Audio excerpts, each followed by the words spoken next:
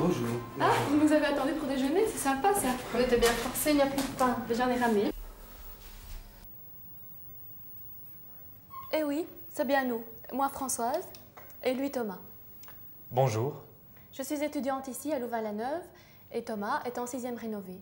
Nous ne sommes donc pas du tout des comédiens. Je suppose que ça vous l'aurez compris dès les premières images. Je vous explique ce qui se passe. Thomas est venu me voir à Louvain-la-Neuve il y a environ 3 mois. Oui, je ne savais pas très bien ce que je voulais faire après le rénover. Et j'ai voulu comme ça Thomas voir de plus près et toucher avant de prendre une décision. Françoise m'a permis de l'accompagner pendant une journée à Louvain-la-Neuve et on a été filmés. Vous venez de voir le début et vous allez voir la suite. Nous sommes ici dans les studios du Centre audiovisuel de Louvain-la-Neuve et nous allons revoir notre journée ensemble. Si tu veux bien, Françoise, je me permettrai d'interrompre de temps en temps le déroulement du film. Oui. Parce que depuis 3 mois, j'ai un peu décanté ma visite et j'ai quelques questions à te poser. J'ai également des questions de ma sœur et de mes parents. Ok, mais moi j'ai aussi préparé des réponses. Alors, on continue? D'accord.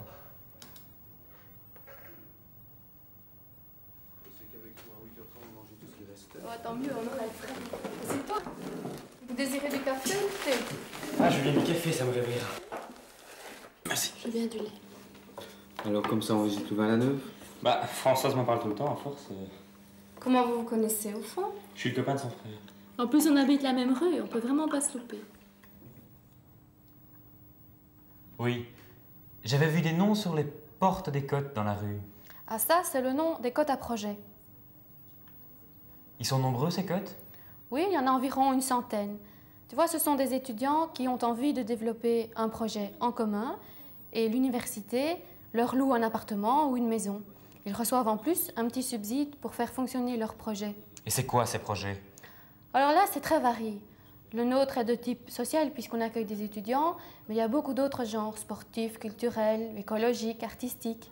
Il y a aussi une série de cotes qui ont des activités proches de celles de la paroisse universitaire, qui est d'ailleurs dynamique à Louvain-la-Neuve. Quelle organisation! Ah ça, quand on partage une vie communautaire, l'organisation c'est indispensable. On se répartit les tâches, chacun prend sa part dans la vie commune.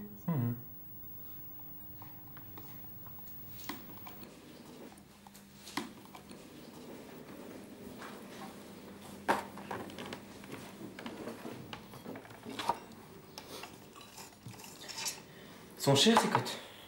Non, abordable. Faut dire que dans le prix, tout est compris. Hein. Loyer, charges, meubles, vraiment tout. Et puis, l'UCL peut adapter ses prix en fonction des revenus de tes parents. Je te montrerai tantôt si ça t'intéresse où se trouve un fort logement. Ça peut t'intéresser. Et puis, de toute façon, il y a le centre social qui peut donner des bourses d'études. Qu'est-ce que tu voulais dire au juste par abordable? Abordable, ça veut dire que c'est pas plus cher qu'ailleurs. C'est même moins cher si tu considères la réduction de loyer que l'université peut accorder. Je t'ai apporté ici une série d'informations sur le centre social universitaire et sur un fort logement. Tiens, ma sœur m'a posé une question. Si elle a envie de coter rien qu'avec des filles, c'est possible? Oui, évidemment. D'ailleurs, en dehors des cotes à projet, les cotes louées par l'université ne sont pas mixtes. Bon, on continue? D'accord. Voilà, c'est ici mon chez moi. C'est pas très grand, évidemment. Bah non.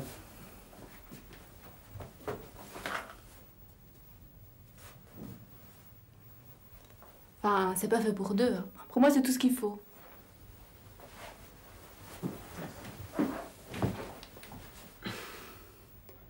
Le bruit des voisins gêne pas? Parfois, si. Mais quand ils parlent trop fort ou qu'ils mettent leur sono à plein tube, moi je leur demande de mettre un petit peu plus bas leur volume. D'ailleurs, ils font la même chose avec moi quand je jacasse trop fort avec mes copines. Oui, j'imagine que ça doit pas leur plaire. Mais faut le dire quand on se gêne, hein, ça peut parfois arranger les choses. Bon, je voudrais pas te bousculer, mais moi je cours dans un quart d'heure, alors faudra plus traîner. Ah, je me souviens. C'est quand on allait au cours de bio. Que l'humour, ce prof.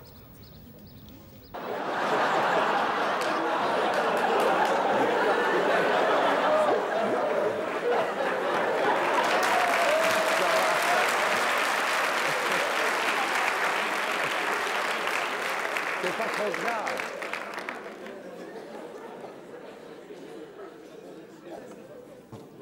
Nous allons. Donc aujourd'hui, comme au cours de biologie précédent, je vous propose de nous plonger ensemble dans une euphorie biologique de bon aloi. Et je vous propose de poursuivre la petite randonnée que nous avions commencée dans la cellule animale. Vous conviendrez avec moi que cette randonnée était à la fois aimable et fascinante. Mais jusqu'à présent, si nous faisons un petit bilan, nous n'avons guère fait que de la stratégie périphérique. Nous avions étudié la membrane plasmique, le cytosol, le réticulum endoplasmique, les ribosomes et les mitochondries, dont vous gardez certainement le meilleur souvenir. Mais nous allons aujourd'hui pousser plus loin. Nous allons pénétrer dans le cerveau même de la cellule. Nous allons aborder l'étude du noyau. Alors, quelle est l'image d'un noyau en microscopie photonique? Dis Françoise, j'ai vu que tu prenais des tas de notes à ce cours. Et pourtant, tu avais un cours imprimé. Bien sûr, les notes complètent le syllabus. Et puis, ça m'oblige à suivre le prof et à commencer à structurer moi-même la matière. Et tu vas à tous les cours? Pratiquement, oui. On ne prend pas les présences, pourtant. Je vais au cours pour moi, pas pour la présence, parce que ça m'aide beaucoup. C'est une façon intéressante de voir la matière pour la première fois, présentée par celui qui la maîtrise parfaitement. Et puis, tu as des explications complémentaires, des schémas, des dias, des montages même. C'était chouette, ce cours. Oui. Je crois que c'est vraiment surprenant l'ambiance d'un auditoire. C'est pas du tout comme je croyais. C'est-à-dire, c'est beaucoup moins sérieux que je le pensais. À la fois, on apprend énormément, mais c'est quand même une ambiance très décontractée. Vous étiez nombreux, au fond. Combien? 150, 200? Et ils sont tous inscrits en biologie avec toi? Non, ça c'est une particularité à l'UCL. Tu vois, j'ai fait des plans ici, tu vas comprendre. Il existe une première candidature qui s'appelle Sciences B, qui te donne accès en deuxième candidature à différentes options. Donc tu as une première candidature polyvalente et tu fais ton choix en deuxième candidature. Ce qui est en vert, c'est à Louvain-la-Neuve, et ce qui est en bleu, à Louvain ou au Lu. Oui, c'est clair, oui. Une autre candidature polyvalente, c'est la Science A, qui te donne accès en deuxième candidature soit à la médecine et à la dentisterie, Oui. à Louvain-Haut-Lieu, ou aux sciences vétérinaires à Louvain-la-Neuve.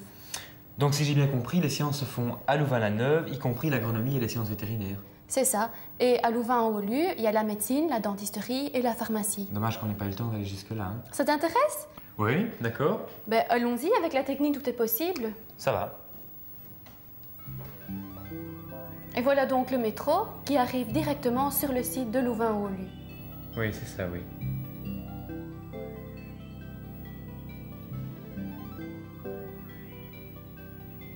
Tu vois les cliniques universitaires, Saint-Luc, et là, l'école de santé publique.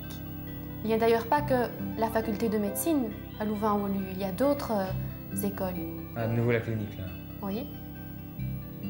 École d'infirmière, de kiné, d'éducation physique, de laborantin. C'est grand, hein? Oui, oui, il y a toute une vie universitaire là aussi. Une vie d'étudiant avec les cercles, les cotes. Mais la caractéristique commune, c'est quand même que tu rencontres partout des blouses blanches. Je me demande de quelle couleur elle sera, moi, ma blouse de travail. Je vois que tu n'es pas tellement plus décidé qu'il y a 3 mois.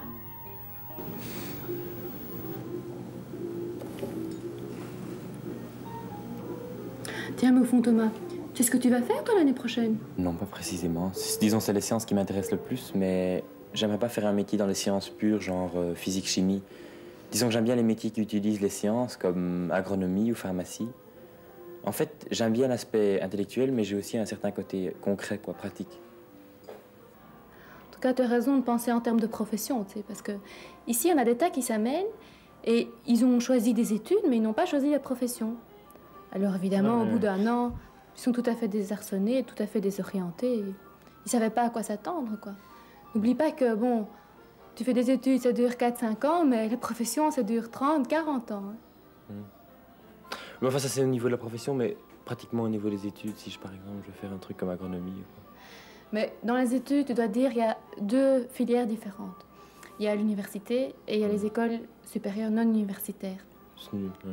Oui. Donc, à l'université, en fait, tu as 2 cycles.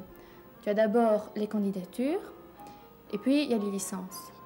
Pendant les candidatures, là, on te fait avaler vraiment plein de matières théoriques. Et ça, tu as une formation de base, vraiment les fondements, quoi. Si tu fais par exemple l'agronomie, tu auras les fondements de la science. À la limite, tu te demanderas à quoi ça sert, quoi, parce que tu ne verras pas vraiment le lien tout de suite. Mais ça sera le pilier, si tu veux, de tes connaissances. Et puis, seulement en licence, là, on t'apprend les applications et on t'apprend vraiment la formation professionnelle, ce que tu devras faire quand tu arriveras sur le terrain. Quoi. C'est ça, concrètement, plus concrètement. Et au fond, aux études supérieures non universitaires, c'est comme si tu n'avais que cette deuxième partie-là. Évidemment, tu as aussi de la théorie, mais c'est moins poussé, quoi. En fait, ça revient un peu au même, seulement que c'est moins poussé, quoi.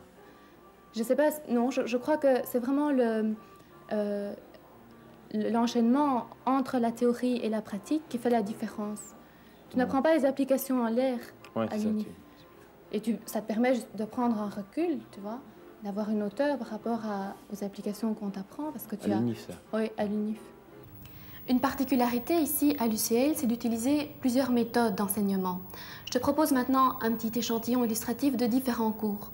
On va commencer par une recherche appliquée en psychologie qui a été réalisée par des étudiants de psychologie. Nous poursuivrons par un cours de sciences enregistré sur cassette que chaque étudiant suit à son propre rythme. D'accord. Et enfin, on terminera par un cours en auditoire de droit. Alors, commençons maintenant par cette recherche appliquée en psychologie. Et le monsieur est tout content, il lui dit « Oh, merci Micha, ça c'est vraiment gentil que tu m'aies aidé parce qu'aujourd'hui... » Comment qui c'est qui s'appelle Michel? Parce qu'il le connaît, il passe tous les 2 jours là, tu vois, alors il le connaît. Elle annonce que l'enfant qui apporte la paix vient de naître. C'est lui qui apporte la paix? Non, ça c'est le petit prince. C'est le petit prince, c'est pas l'enfant qui apporte la paix, c'est autre chose. C'est lequel enfant qui apporte la paix? On verra à la fin du livre. Tu verras à la fin du livre. On verra l'enfant qui apporte la paix. Observez attentivement le rythme du ventricule comparé à celui des oreillettes.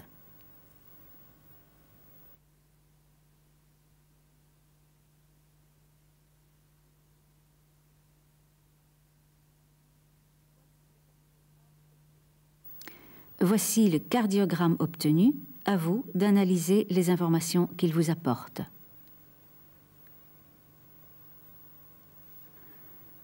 Vous trouverez cet exercice aux questions 3 du syllabus. Le problème pour le constituant est de protéger l'expression de l'opinion. Je communique avec autrui. Je donne à ma pensée une résonance publique. Je m'exprime, je manifeste mon opinion. Est-ce que ça veut dire que la Constitution ne protégerait pas le droit d'avoir une opinion? Cette interprétation serait évidemment tout à fait absurde. Vous irez lire les travaux du Congrès national et spécialement les propos de Van Menen qui disait « Ce n'est pas la liberté de penser à laquelle l'on ne peut mettre d'entrave qu'il est nécessaire de garantir, mais bien la liberté de manifester sa pensée. » Il va sans dire que chaque individu a cependant le droit de se faire une opinion, de garder cette opinion secrète, de ne pas, en d'autres termes, la révéler au grand jour. Et pour ne prendre qu'un exemple, des procédés comme ceux du sérum de vérité sont évidemment des procédés qui s'inscrivent directement en violation des prescriptions de notre Constitution et spécialement de son article 14.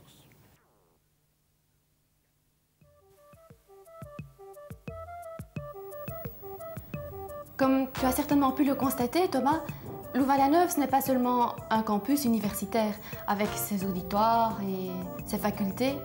C'est aussi une ville avec ses habitants, ses magasins, l'animation, les cinés, le théâtre, sa paroisse aussi, son église. Découvrons-la un peu ensemble.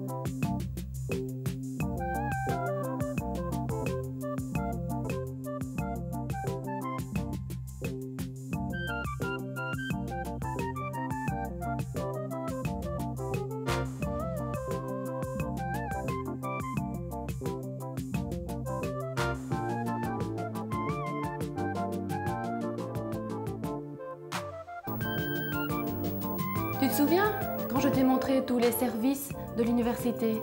Ici, le centre d'orientation et de consultation, que tu pourrais déjà consulter d'ailleurs. Ils ne sont pas réservés aux étudiants de l'université? Non, non, tu peux y aller. Le théâtre Jean Villard, là, dans le fond. Et ici, le service santé des étudiants, qui est d'ailleurs ouvert à tous. Et voilà, le centre d'information et de documentation sur les études et les professions. Très intéressant celui-là, car tu peux y trouver tous les renseignements sur toutes les universités et toutes les écoles de Belgique. Nous avons aussi notre médiathèque, en plein centre de la ville.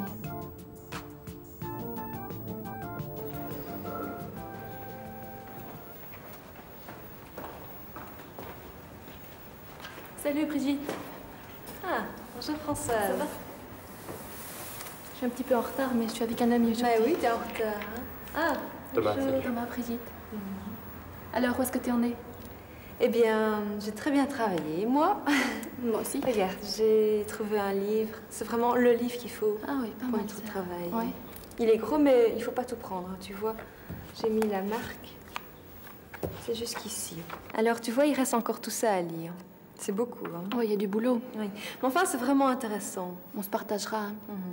Et toi, t'en es où? Mais moi, j'ai consulté le fichier des revues Oui. et j'ai trouvé pas mal d'articles intéressants. Regarde, je les ai apportés. Ah oui. Il y a ces 4-ci qui sont les principaux et qui constitueront, je crois, la base du travail. Tu vois, je les ai lus cette semaine. Ah oui. Mais dis donc, ils sont tous en anglais? Ah ben oui, on finira par s'habituer. Hein. Mais oui. C'est vrai que c'est une question d'habitude. Oui, on sait plus. Alors, comment on fait? Parce Ben. que, bon, il y a ça, je crois que ça pourra servir de synthèse. C'est vraiment très bien fait. C'est très complet. Alors, il y a ces articles-ci, mais je crois qu'il faudra en lire d'autres. Oui, c'est pas assez. Parce que 4 articles, c'est un peu mince. Oui. Et puis, en plus, j'ai vu qu'il y avait des controverses entre différents auteurs dans ce livre-ci, alors il faudra qu'on éclaircisse ça. Oui, il faudra les expliquer. Oui. Alors, regarde, j'ai fait des schémas qu'on pourra intégrer. Ah. C'est beau. C'est beau, oui. À propos de langue, ce n'est pas si évident de ça de se débrouiller, comme tu disais, si tu n'as pas suivi l'option langue en rénové. Il n'est jamais trop tard. D'ailleurs, il existe de bons moyens d'apprendre les langues à l'UCL. L'Institut des langues vivantes organise des cours à tous les niveaux et pour toutes les langues, avec des laboratoires individuels, des cours d'exercice. Je vois. Le tout, c'est de s'y mettre, quoi. Exactement. On voit la suite? Oui, d'accord. Je crois que c'était le laboratoire de chimie. Oui, je crois que c'est ça. Voilà. C'est ici mon laboratoire de chimie. Je viens toutes les semaines. Oh, oui, bon. C'est pas tellement différent de chez nous, hein. Et t'es fou, touche pas à tout, t'es pas chez toi ici, hein.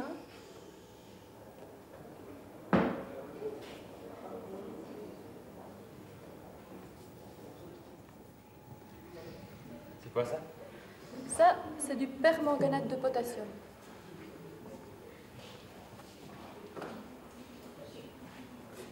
Chacun sa petite armoire. Si c'est la mienne. Qu'est-ce que tu mets là-dedans? Ah, mon tablier, mes affaires. Allez, remets ça.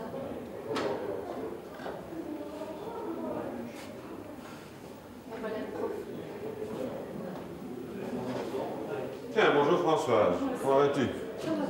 Que fais-tu là aujourd'hui? J'ai labo demain, mais aujourd'hui je suis en touriste. Je viens avec mon copain pour lui faire visiter le laboratoire. Bonjour. Ça ne vous dérange Ah, vous comptez visiter le labo? Mais nous avons labo, alors il faudra faire attention de ne pas déranger les étudiants pendant qu'ils manipulent. On ne restera pas longtemps, ça ne changera pas. Ok. Bon, ça va bien. Bon après-midi. Merci.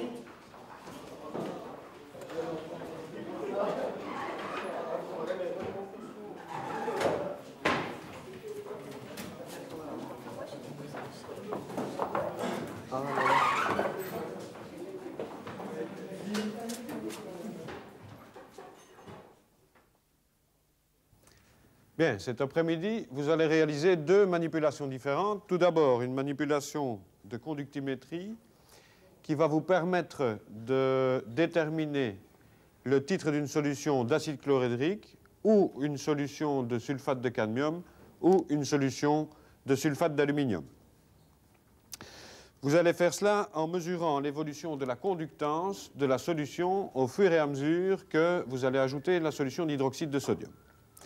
Je vous rappelle que les mesures de conductance devront être corrigées pour tenir compte de la dilution.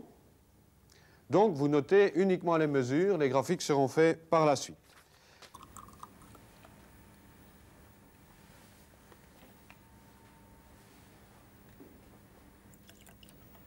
Remarquez que le débit d'eau s'accélère.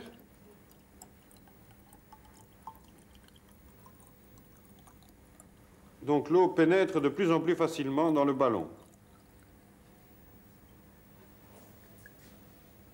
En même temps, vous observez le changement de coloration du gros ballon dans lequel il y avait du NO au départ. Alors quelqu'un pourrait-il expliquer comment il se fait que j'ai pu introduire de l'eau dans cette enceinte qui est fermée? Il doit y avoir une réaction entre le NO et l'O2. Cette réaction s'accompagne d'une diminution du nombre de moles. Alors il y a une contraction de volume et il y a aspiration. Donc c'est bien l'explication pour laquelle le débit d'eau s'est accéléré ici dans ce ballon. Bien, nous allons passer maintenant à la deuxième partie de l'expérience. Je vais mettre en contact l'atmosphère de ce ballon qui contient maintenant du NO2 et partiellement du N2O4, du dimère, et nous allons observer ce qui se passe. Pour cela, je vais enlever le joint de caoutchouc qui fermait ce tube jusqu'à maintenant. Observez bien ce qui se passe. À l'université, parallèlement à l'enseignement, les cours, les laboratoires d'exercice, il y a aussi tout l'aspect recherche. Rappelle-toi quand on est allé visiter un laboratoire de recherche de pointe en physique des états solides.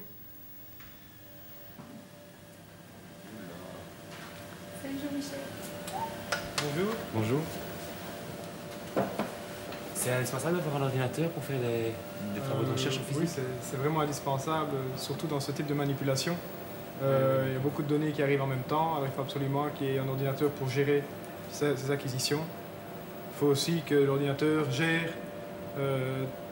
pilote en quelque sorte tous les appareils que tu vois là. Parce qu'il y en a tellement, il y a tellement de réglages à faire. Ouais, il dirige tous les réglages, etc. Oui. L'ordinateur permet aussi de gagner beaucoup de temps et de prévoir, par exemple, les résultats dans des expériences. Tu fais de la simulation avec des petits ordinateurs comme tu le vois là. Des fausses expériences. Hein, fausses expériences, tu simules avec des formules mathématiques tu regardes ce que ça donne comme résultat et tu confrontes ça avec l'expérience. Tu as la possibilité aussi de stocker tous tes spectres et de pouvoir aller les rechercher un autre jour pour les comparer avec d'autres expériences. Bonjour, oui, Jean-Michel, j'ai reçu les échantillons de zirconium.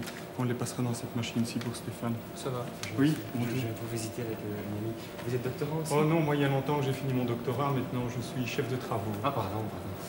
Il n'y a pas de pardon à dire pour ça, c'est-à-dire que disons, ma responsabilité est plutôt au niveau de l'ensemble des machines que tu vois ici, mais je ne suis plus à prendre les mesures directement, être attaché à sortir les mesures. Mon rôle est un peu différent, et d'abord d'avoir la responsabilité scientifique des gens qui travaillent, et aussi de pouvoir resituer dans un contexte plus large le sujet dans lequel ils travaillent. Quand on est doctorant, j'ai une vision d'ensemble, j'essaye d'avoir une vision d'ensemble, bien sûr, on parle un peu de manière idéale maintenant, on essaye d'avoir une vision d'ensemble. On passe peut-être plus de temps à faire la littérature aussi, c'est-à-dire de pouvoir situer son sujet dans le contexte international, parce que comme on vous a dit tantôt, la recherche qu'on fait n'est pas isolée, elle s'inscrit dans un contexte. Donc c'est important d'avoir des contacts et le rôle des plus âgés, du professeur, c'est aussi de voyager, d'avoir ces contacts, de pouvoir faire l'interface entre le doctorant qui est dans un domaine bien précis et, disons, le restant du monde scientifique.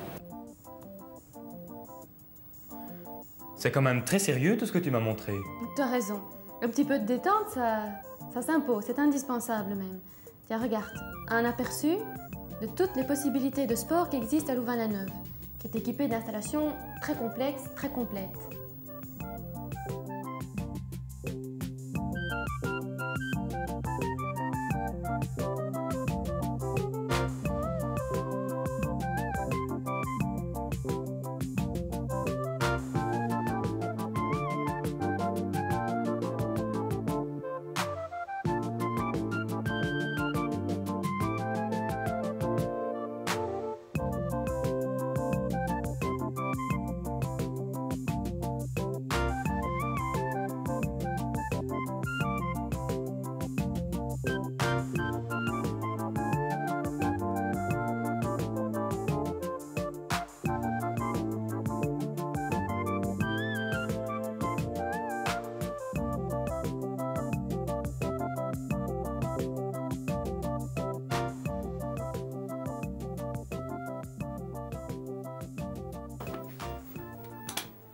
Il me semble que tous les bouquins sont gros ici quand je vois tes livres, tes syllabus, tout ça. Ça te fait peur? Bah, tu sais, en humanité, on n'a pas tellement l'habitude. Hein. C'est vrai, ça. C'est toi qui fais ces dessins-là? Oui. Le prof les fait au tableau et on recopie. Je les refais au net après. Et comment tu fais pour connaître toute la matière à la fin du trimestre? J'étudie assez régulièrement, je vais au cours. Et je revois au fur et à mesure pour ne pas me laisser prendre de dépourvu à l'arrivée du blocus. Mais tu travailles tout le temps, tu fais que ça ou quoi? Mais non, je m'organise, c'est ça qui est le plus dur, mais étudier régulièrement, ça ne veut pas dire étudier toute la journée. Non, je fais du sport, je sors, je vais au ciné, j'adore le ciné. Simplement, je répartis mes activités en donnant priorité aux cours. Oui, mais enfin, concrètement, comment tu t'organises? Ben regarde, je fais des plans et je planifie les matières sur le trimestre et sur l'année. Et dans chaque syllabus, je fais la même chose. Je fais des résumés, je fais des plans de la matière. Ouais. Tous les étudiants font comme toi? Non, mais ceux qui ont envie de réussir du premier coup font comme moi. Et les examens, ça se passe oralement ou par écrit? Les deux, l'un ou l'autre, ça dépend du prof. Moi, ça me fait peur. Ouais, moi aussi, parfois. N'empêche, il n'y a pas de raison de paniquer, hein. Si tu connais bien ta matière, et puis de toute façon, comme il y a plusieurs sessions d'examen, tu peux te rattraper. Oui? Salut. Salut. Vous ne venez pas en haut avec les autres? Je veux bien, ça fait 1 heure qu'elle nous assomme avec des conseils comme si j'allais à l'UNIF demain.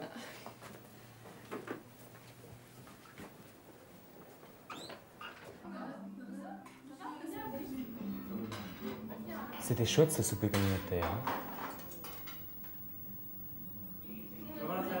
Donc tout le monde est pour le coup. Non, mais non. Ils vont d'abord à la place uniquement. Je peux prendre un peu de poulet parce que j'ai vraiment faim. Elle m'a fait courir pendant toute la journée, dans divers endroits. Voilà, notre incursion dans la vie des étudiants Louvain-la-Neuve est terminée. Bien sûr, nous n'avons pas tout dit ni tout montré, mais je crois que vous avez matière à débattre maintenant. Et toi, Thomas, tu le vois un peu plus clair? Oui, je crois que je vois un peu plus clair. Je ne sais pas encore vraiment ce que je veux faire, mais je suis épaté, vraiment, épaté. En tout cas, quoi que tu fasses l'an prochain, si tu veux être dans le coup tout de suite, je te conseille de lire ce livre. Oui? Il aborde certaines questions dont nous avons parlé ensemble. C'est ça, oui. Je peux le prendre? Oui, bien sûr.